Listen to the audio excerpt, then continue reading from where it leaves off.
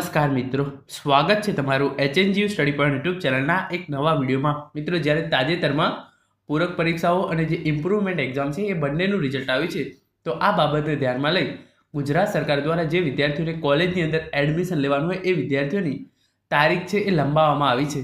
તો આજના આ વિડીયોની અંદર આપણે હવે વિદ્યાર્થીઓ ક્યાં સુધી એડમિશન લઈ શકશે, સ્નાતક અને અનુસ્નાતક બંનેની અંદર, અને વિદ્યાર્થીઓ માટે ખૂબ જ અગત્યની જે 5 સૂચનાઓ છે એના વિશે વાત કરવાના છે।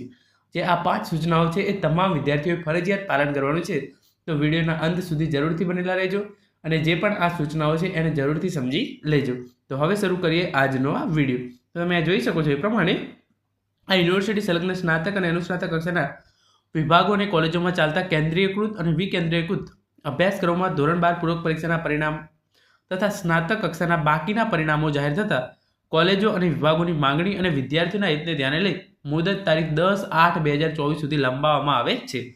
એટલે કે ધોરણ 12 પૂરક પરીક્ષા અને જે ઇમ્પ્રુવમેન્ટ એક્ઝામ છે એ બંનેનું રિઝલ્ટ આવ્યું છે, એટલે એની અંદર જે વિદ્યાર્થીઓ પાસ થયા હોય તે એડમિશન લઈ શકે એના માટે, અને જે વિદ્યાર્થીઓએ સ્નાતકની અંદર ઘણા બધા કોર્સનું રિઝલ્ટ હતું એ પેન્ડિંગ હતું, અમુક એટીકેટીના રિઝલ્ટ પેન્ડિંગ હતા, એ તમામ બાબતોને ધ્યાનમાં લઈ હવે જે તમે એડમિશન છે એ તારીખ 10/8/2024 સુધી લઈ શકો છો।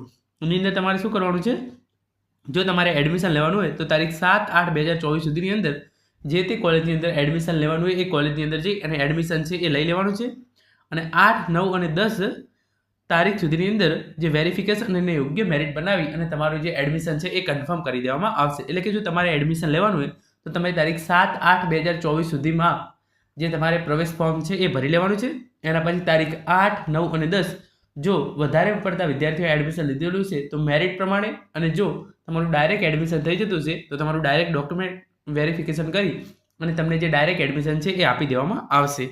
હવે આપણે જે 5 અગત્યની સૂચનાઓ છે એ આપણે જોઈ લઈએ તો તમને કોઈ પણ કોલેજની અંદર એડમિશન ક્યારે મળશે, તો એની અંદર જો જે નિયમ છે એ પ્રમાણે બેઠક ખાલી હશે તો જ તમને એ કોલેજની અંદર એડમિશન છે એ મળવા પાત્ર છે। એટલે કે તમે એવું નહીં કહી શકો કે મારે આ જ કોલેજની અંદર એડમિશન છે એ લેવું છે, જો એની અંદર બેઠક ખાલી હશે તો જ તમને એડમિશન છે એ આપવામાં આવશે।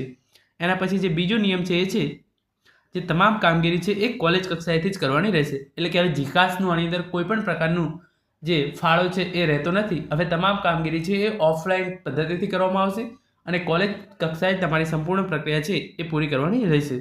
અને આની જે છેલ્લી તારીખ છે એ તારીખ 10/8/2024 છે। આના પછી કોઈ પણ સંજોગોમાં તારીખ છે એ લંબાવવામાં નહીં આવે અને કોઈ પણ વિદ્યાર્થીઓને જે એડમિશન છે એ તારીખ 10/8/2024 પછી છે એ આપવામાં આવશે નહીં।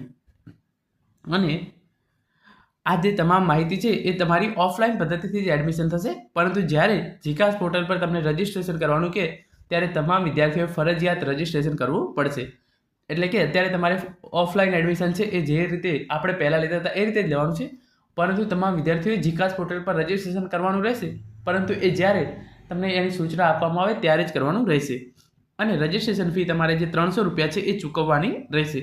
એટલે કે જો તમે જીકાસ પોર્ટલ પર રજિસ્ટ્રેશન કરી અને 300 રૂપિયા ફી ચૂકવેલી હોય તો તમારે આ 300 રૂપિયા ફી છે એ ચૂકવવાની રહેશે નહીં, પરંતુ જો તમે જીકાસ પોર્ટલ પર રજિસ્ટ્રેશન ના કર્યું હોય અથવા તો ફી ના ચૂકવેલી હોય એવું કોઈ પણ સંજોગ હોય તો તમારે આ 300 રૂપિયા જ્યારે તમે ઓફલાઈન એડમિશન લો છો ત્યારે આપવાના રહેશે। તો મિત્રો, આ હતો આજનો વિડીયો જેની અંદર આપણે એડમિશનની તારીખો લંબાવવામાં આવી છે એના વિશે અને જે ખૂબ જ અગત્યની 5 સૂચનાઓ હતી એના વિશે વાત કરી છે। આશા રાખું છું આજના આ વિડીયોની તમામ માહિતી તમને ચોક્કસ ઉપયોગી થશે। Thank you so much for watching.